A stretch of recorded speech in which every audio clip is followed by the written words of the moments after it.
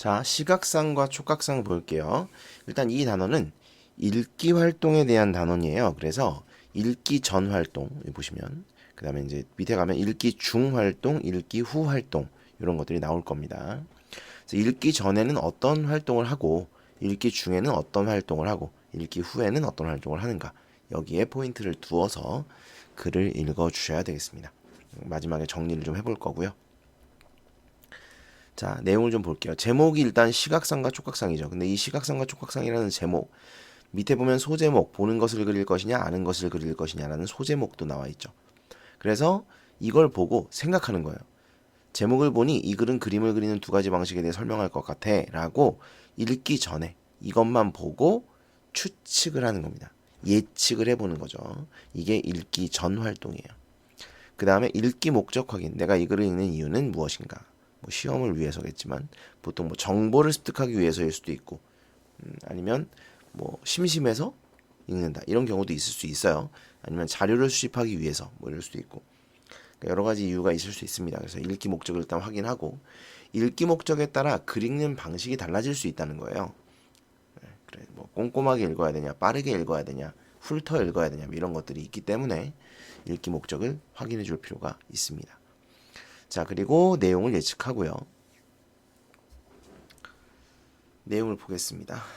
파리의 몽마르트르트 언덕에는 화가들이 진을 치고 있는 곳이 있다. 테르트르 왜 이렇게 트르트르트르가 많아? 테르트르 광장이다. 이곳의 화가들 중에는 검은 종이를 오려 관광객의 얼굴을 만드는 작가도 있다.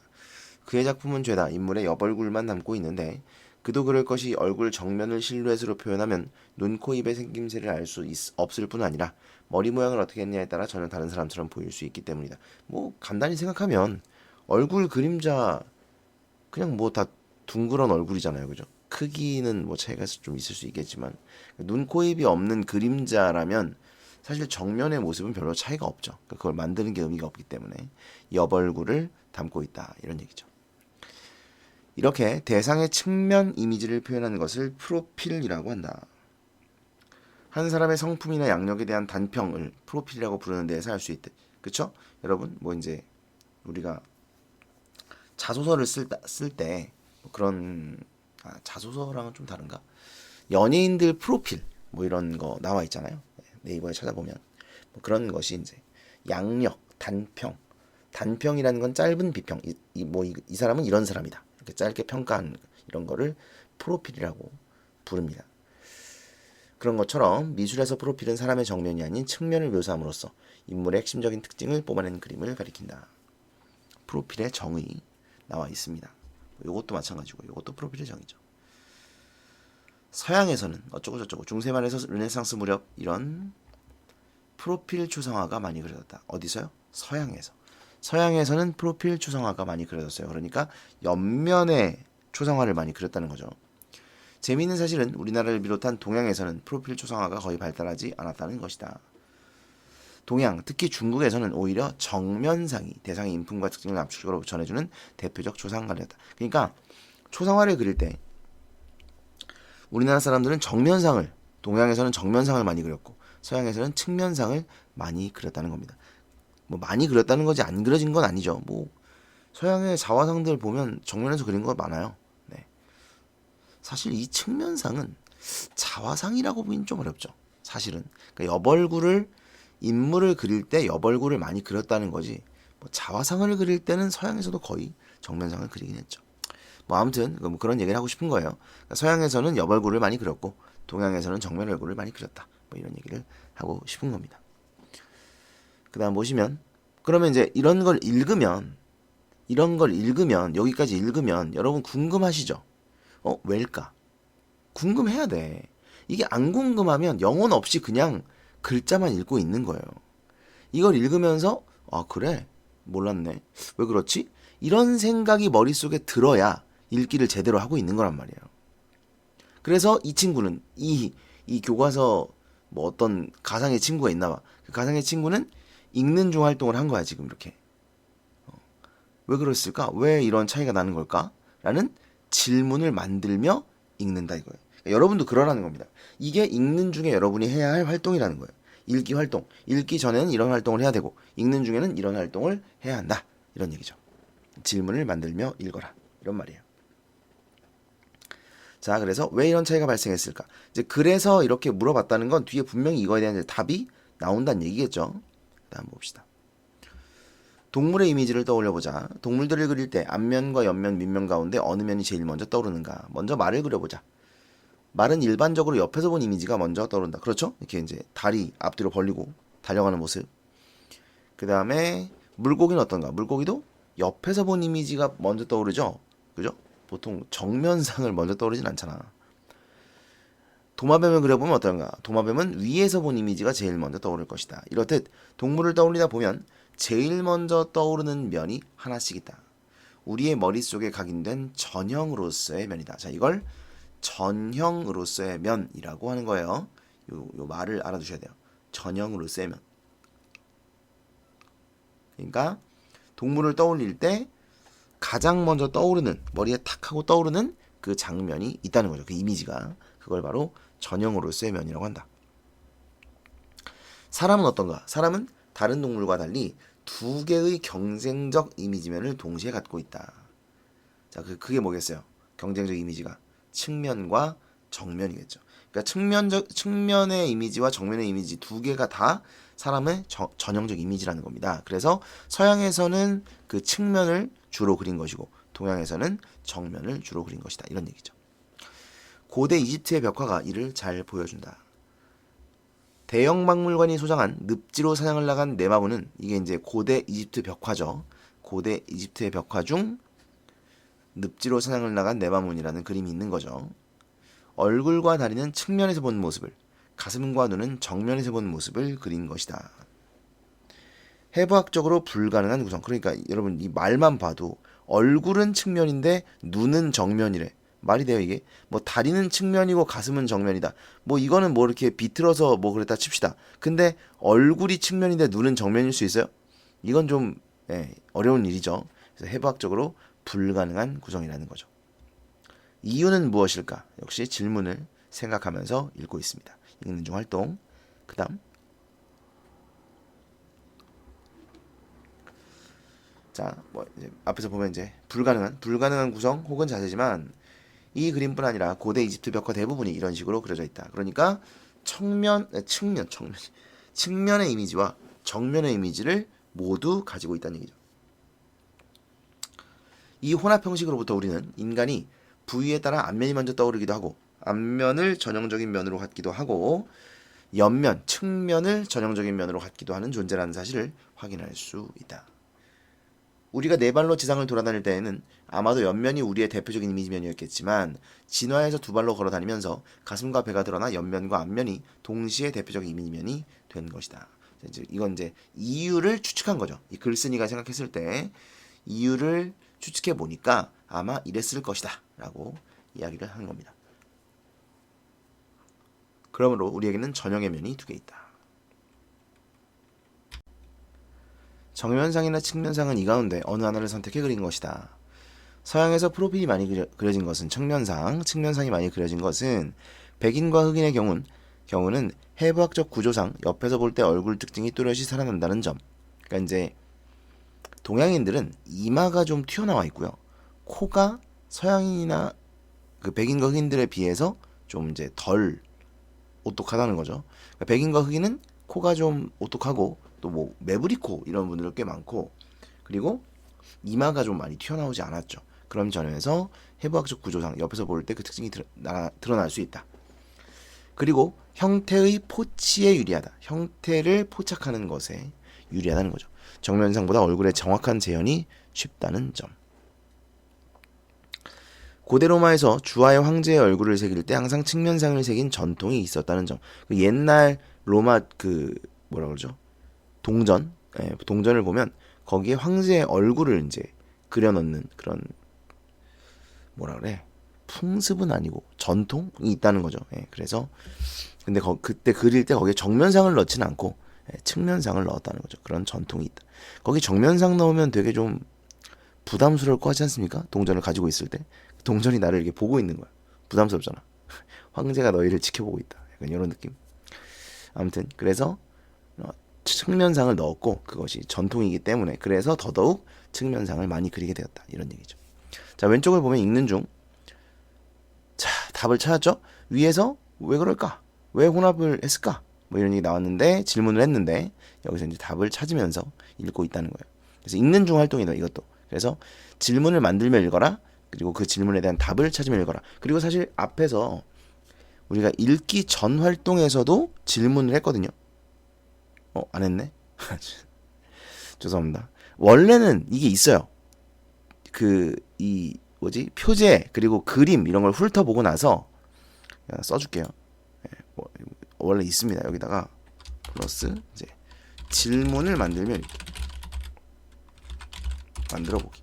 그래서 이 질문을 만든 다음 이 질문에 대한 답을 찾는 것도 원래 존재하는데 지금 여기는 없네요. 요 글에는 여기는 없는데, 그러니까 사실 우리가 이걸 읽으면 시각상이 뭐지? 촉각상이 뭐지? 이런 질문을 할 수 있거든요. 그러면 이제 밑에 가서 이게 시각상이고 이게 촉각상이구나 이렇게 찾으면서 읽을 수 있다 이런 얘기예요. 그래서 원래는 글 읽기 전에도 이게 있고, 그래서 읽기 중에는 읽기 전에 했던 질문에 대한 그 답을 찾으면서 읽는 것도 역시 읽는 중 활동입니다.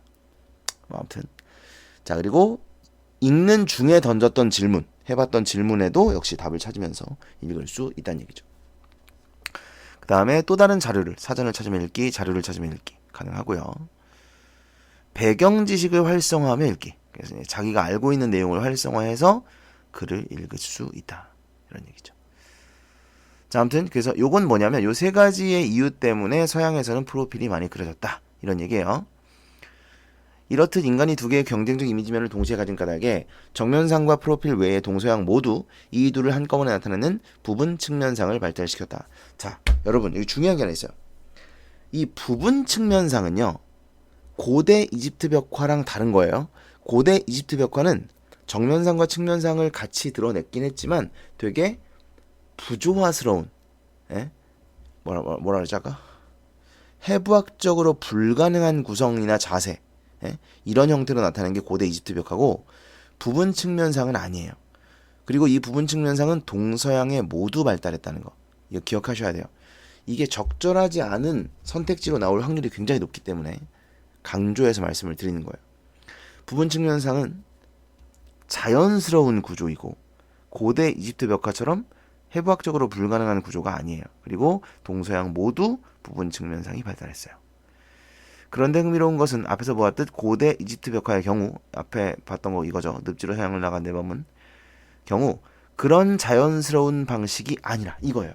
그러니까 그런 자연스러운 방식, 바로 부분 측면상을 말하는 겁니다. 그러니까 부분 측면상이 아니라, 그러니까 부분 측면상은 자연스러운 방식이라는 거죠. 아시겠죠? 자연스러운 부분 측면상이 아니라 정면과 측면을 신체 부위에 따라 편의적으로, 편의적이라는 건 지 편한 대로 이런 뜻이에요. 지 마음대로, 지 편한 대로 봉합하는 방식으로 인간의 두 이미지면을 동시에 나타냈다는 점이다. 그러니까 고대 이집트 벽화의 이 편의적인 방식과 부분 측면상은 다른 것이다. 그 이유는 무엇일까? 일단 대부분의 벽화가 무덤 벽화라는 사실을 기억할 필요가 있다. 무덤 속의 주인공은 내세, 내세는 여러분 다음 세상을 뜻해요. 현세는 지금 사는 세상을 뜻하고, 그럼 전의 세상은 뭐라 그래요? 전생이라고 하죠. 전생, 전생, 현세, 내세라고 합니다. 내세는 다음 세상에서도 이승, 현세에서와 마찬가지로 사냥하고 잔치를 벌이며 살 것이다. 그런데 주인공이 자연스러운 부분 측면상으로 그려지면 그 원근 표현에 따라 사지, 팔다리죠, 팔다리. 팔다리 중 일부가 작게 그려지거나 아예 안 보일 수도 있다. 그렇죠. 옆으로 그리면 다리가 앞에 있는 다리는 좀 크게, 뒤에 있는 다리는 좀 작게 이렇게 그려질 수도 있잖아요. 그죠? 그렇게 생각을 한 거죠. 그래서 이 사람은 다음 세상에 작은 다리를 가지고 태어날지 몰라, 이렇게 생각하는 겁니다. 멀리 있거나 다른 것에 겹쳐져 있어 그렇게 보일 수도 있지만 그 부분이 실제로 작거나 없어서 그렇게 보일 수도 있다. 이집트인들이 보기에 그런 염려를 준다는 것 자체가 문제였다. 자칫하면 사자는, 죽은 사람, 그러니까 이 무덤에 묻힌 사람이죠. 이 무덤에 묻힌 사람은 작은 팔을 가지고 혹은 사지 가운데 하나 없이 내세를 살아야 할 것이다. 그러니까 뭐예요? 이 무덤에 묻힌 사람을 걱정한 거죠. 다음 세상을 걱정한 거예요.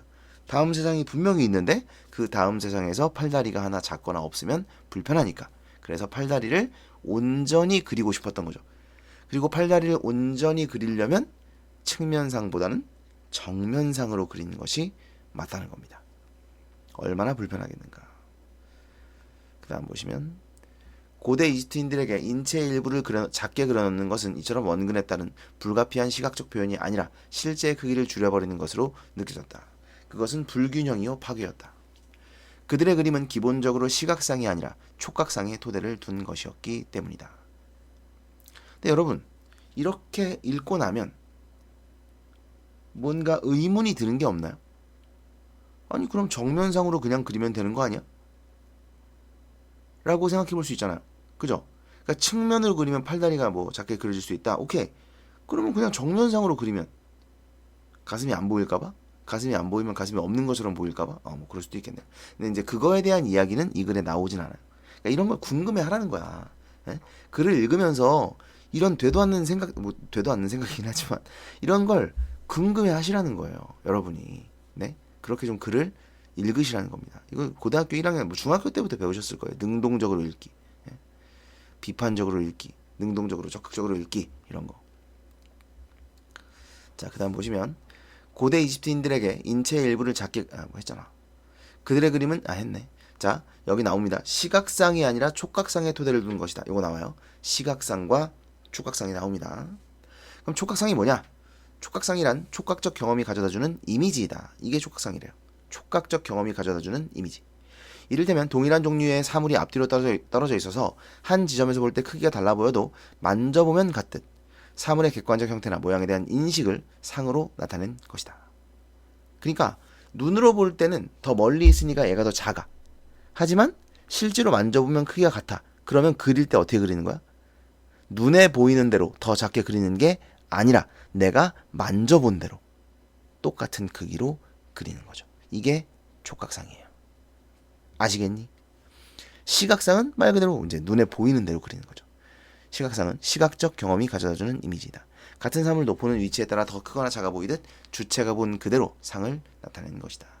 그런 까닭에 시각적으로 어떻게 보이느냐보다 실제 그 형태나 모양이 어떤가에 더 관심을 둔 이집트 벽화는 시각상보다 촉각상을 더 중시한 그림이라고 할 수 있다. 자, 그리고 여러분 이렇게 생각하시면 돼요. 그러니까 시각상은 보이는 대로, 촉각상은 아는 대로 그리는 거예요. 내가 알고 있는 대로 그리는 겁니다. 예를 들어 여러분 인상파 들어보셨나요? 인상파, 그 미술 사조 중에 인상파라는 애들이 있죠. 걔들은 그림을 어떻게 그리냐면 빛에 비친 대상을 눈에 보이는 대로 그려요. 그러니까 사실 여러분 사과가 무슨 색이에요? 빨간색? 초록색? 뭐 그렇게 생각할 수 있지만 사실 빛이 어떤 각도에서 비치느냐에 따라 사과가 흰색으로 보일 수도 있거든요. 각도에 따라서. 빛이 어떻게 비치냐에 따라서. 그죠? 그러면 그 사람들은 사과를 흰색으로 그리는 거예요. 눈에 보이는 대로. 근데 우리는 사과 흰색으로 그립니까? 사실 안 그렇죠. 우리는 사과 빨간색 아니면 초록색, 뭐 이제 아니면 익어가는 중이야. 그럼 이제 중간 색깔, 뭐 이렇게 그 그라데이션으로 그리는 거죠. 뭐 그런 것처럼 우리는 아는 대로 그린단 말이에요. 이런 게 촉각상이에요. 간단히 말하면 아는 대로 그린다. 그러니까 팔다리가 왼쪽 팔과 오른쪽 팔이 보통은 크기가 같잖아요. 길이도 같고, 그죠? 그러니까 그걸 보이는 대로 그리는 게 아니라 아는 대로 그리는 거. 이게 바로 촉각상이에요.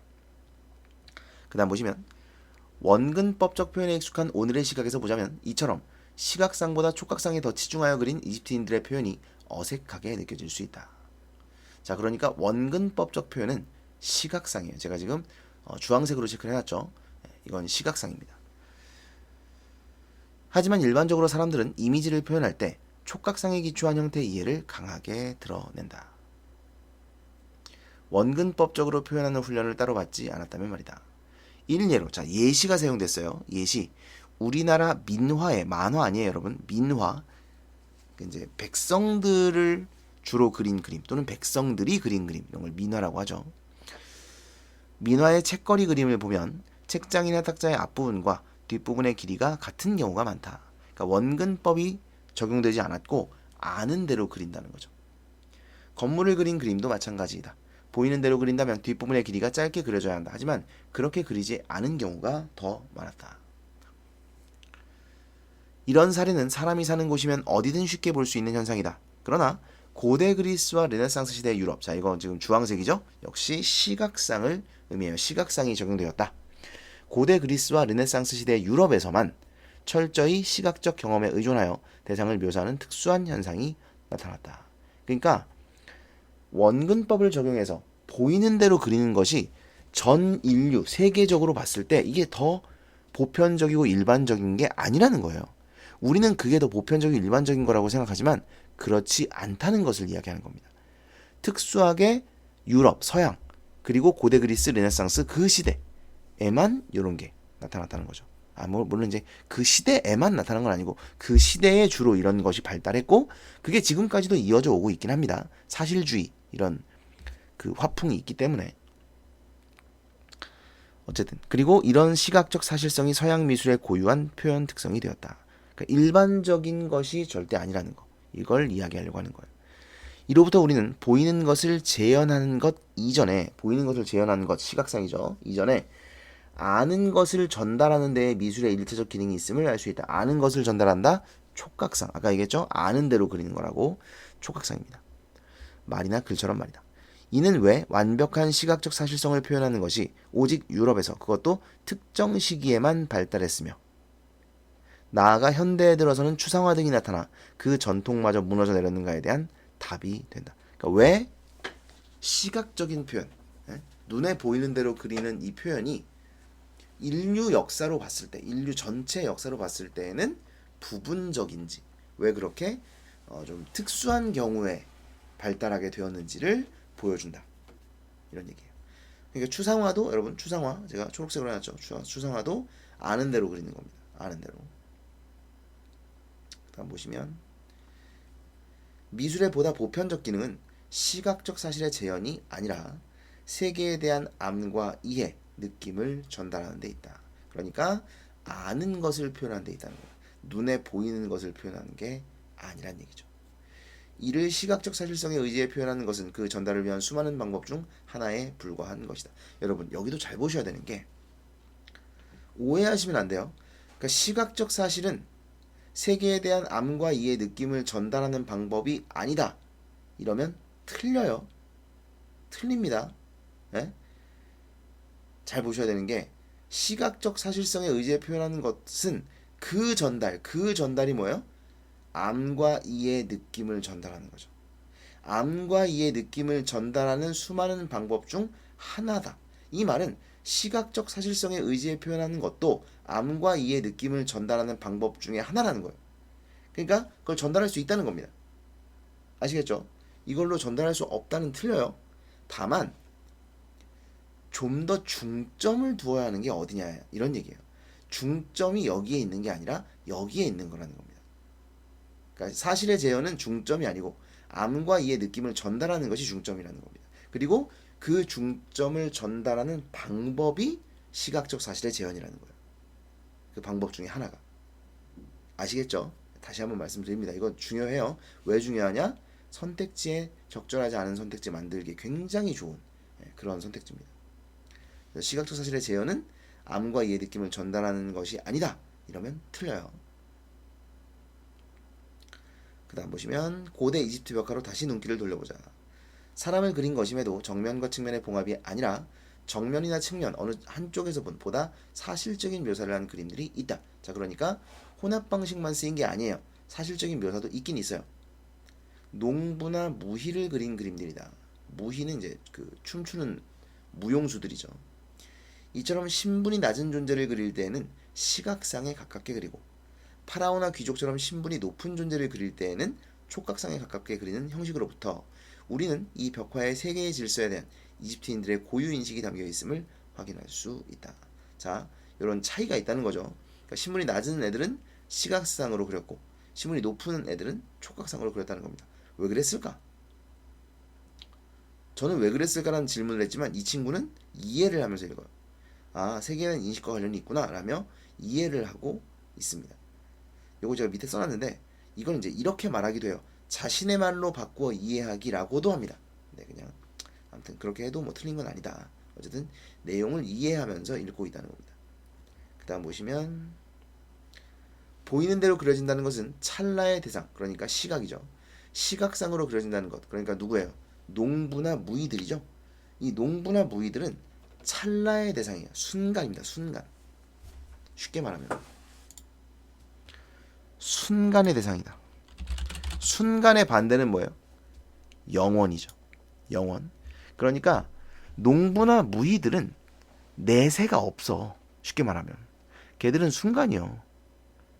그리고 필멸은 반드시 멸한다. 반드시 사라진다. 이런 거예요. 필멸의 존재, 필멸의 운명이다. 그래서 반드시 사라지고 마는 존재의 운명을 드러내는 것이다. 하지만 아는 대로 그려진다는 것은 영원한 질서의 대변자가 되는 것이요 영생을 약속받는 것이다. 그러니까 고대 이집트 사람들은 이렇게 생각을 한 거죠. 농부나 무의 이런 신분이 낮은 애들은 찰나요 필멸이지만 귀족 파라오는 영원이요 영생이라는 거죠. 다음 세상에 또 태어나서 살아갈 것이다. 뭐 이런 생각을 한 거죠. 그래서 이제 미라도 만들고 한 거 아닙니까? 그 다음 보시면 촉각상은 시각상에 비해 이런 진리의 전달에 보다 유리한 이미지다. 진리의 전달 아까 얘기했죠? 암 어디 갔어? 암, 이해, 느낌 그리고 진리 이런 전달에 좀 더 유리한 이미지는 바로 촉각상 아는 대로 그리는 것이죠. 흔히 미술을 공간 예술이라 하지만 이렇듯 미술은 단순히 공간을 시각적 감각에 의지해 파악하고 표현하는 예술이 아니라 공간과 세계에 대한 총체적 이해, 총체적이라는 건 전체적인 거예요. 전체를 한 방에 이해하는 걸 총체적 이해라고 합니다. 총체적 이해를 토대로 그 속에서 벌어지는 갖가지 사건들에 대한 우리의 인식과 사유는 사고, 생각 을 다양한 조형 형식에 의존해 표현하는 예술이라 할 수 있다.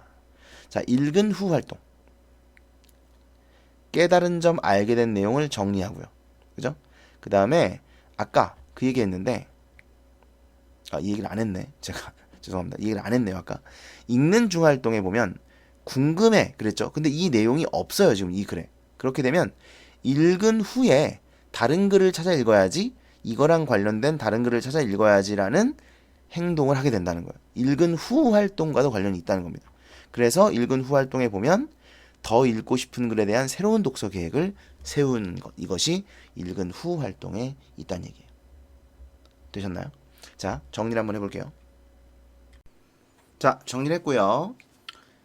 일단 내용 정리. 서양에서는 프로필 초상화가 많이 그려졌다. 동양은 정면상 초상화가 많이 그려졌는데 왜 이런 차이가 발생했는가? 인간은 정면과 측면 두 개의 경쟁적 대표 이미지를 가지고 있는데 백인과 흑인은 옆에서 볼 때 얼굴 특징이 잘 드러나고 형태의 포치에 유리해 얼굴 재현이 쉽고 로마에서 주화의 황제의 측면상이죠. 측면상을 새긴 전통이 있어요. 그래서 이런 이유로 서양에서는 측면상이 많이 그려지게 되었다. 동서양에서는 그래서 모두 부분 측면상을 발달시켰고요. 자연스럽게 정면과 측면을 모두 드러내는 방식을 부분 측면상이라고 합니다. 부분 측면상을 발달시켰는데 고대 이집트 벽화를 보면 이런 부분 측면상이 아니라 정면과 측면을 신체 부위에 따라 편의적으로 봉합하는 방식을 사용했다는 거죠. 부분 측면상으로 그리면 사지 중 일부가 작게 그려지거나 안 보일 수 있는데 이러면 내세를 살아가는데 이 사람들이 불편할 거라고 생각을 했던 거예요. 그래서 이런 편의적 방식을 사용했던 거고요. 시각상은 눈에 보이는 대로 그리는 것이고 촉각상은 촉각적 경험을 바탕으로 그리는 것이다. 아는 대로 그리는 것이다. 전 인류 역사에서 시각상의 발달은 고대 그리스와 르네상스의 유럽에서 발달한 특수한 현상이고 촉각상에 기초한 표현이 좀 더 일반적인 표현이라는 거. 원근법, 사실주의, 재현 이런 것은 시각상과 관련이 된 것이고 추상화, 구성주의, 표현주의. 구성주의, 표현주의는 지금 여긴 안 나왔어요. 이 글에는 안 나왔는데 제가 그냥 임의로 넣었습니다. 그러니까 이런 게 나오면 뭐 보기로 나오거나 할 수 있거든요. 선택지에 나오진 않겠지만 보기에 나오거나 하면 구성주의나 표현주의 이런 게 나오면 다 촉각상 아는 대로 그리는 것이죠. 미술의 보편적 기능은 세계에 대한 암과 이해 느낌을 전달하는 데 있다. 시각상은 이 방법 중에 하나에 불과하다. 그 다음에 이집트 벽화에는 세계의 질서에 대한 이집트인들의 인식이 담겨 있는데 어떤 인식이냐면 이런 인식이죠. 신분이 낮은 존재는 시각상으로 그렸는데 이건 찰나의 존재이며 필멸의 운명이라는 인식. 귀족과 파라오는 영원과 영생의 존재라는 인식. 그래서 촉각상으로 그렸다. 이렇게 촉각상은 진리의 전달에 유리하다. 이게 여러분 이 말이 그러니까 이거보다 이게 더 진리야 뭐 이런 뜻이 아니에요. 그게 아니라 그러니까 이걸 이렇게 그린 걸 보면 촉각상으로 그렸을 때 이런 암과 이해와 느낌을 전달하는 때 더 유리하다 뭐 이런 얘기를 하고 있는 겁니다. 자, 이게 내용 정리예요. 내용은 이렇고요. 그다음 이제 이건 뭐냐면 읽기 전 활동, 오타 봐라. 읽는 중 활동, 읽은 후 활동 이렇게 정리를 했는데 읽기 전 활동은 읽기 목적 확인. 그리고 이 글에는 안 나와 있지만 제목과 그림과 목차를 훑어봅니다. 여기서 그냥 제목만 봤죠. 원래는 제목, 그림, 목차를 훑어보고 그 내용을 바탕으로 내용을 예측해보거나 아니면 궁금한 점을 떠올려보는 거예요. 질문을 떠올려본다. 이게 읽기 전 활동입니다. 그리고 읽는 중 활동에서는 내가 예측한 내용이 맞는지를 확인하며 읽어야 되는데 그건 왜 없냐? 왜 없지?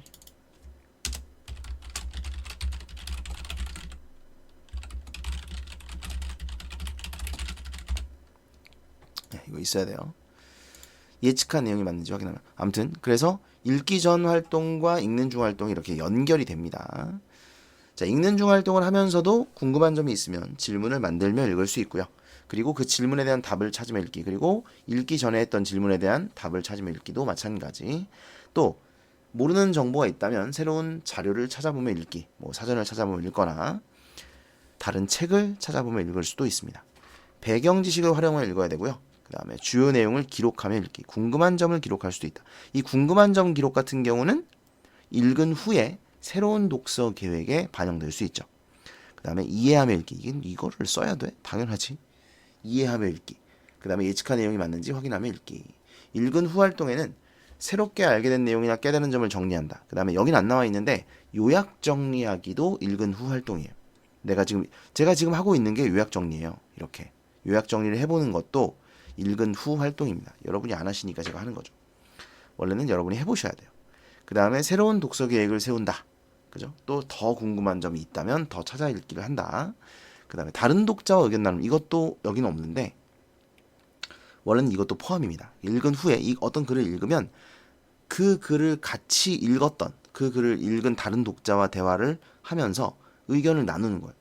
아니면 뭐 이제 안 읽은 독자도 마찬가지. 안 읽은 독자에게 이 내용을 알려줄 수도 있겠죠. 역시 읽은 후 활동이라고 볼 수가 있겠습니다. 자, 이렇게 정리합니다. 내용과 활동 전부 다 외우셔야 돼요. 네, 요거 확인할 겁니다. 다 외우세요.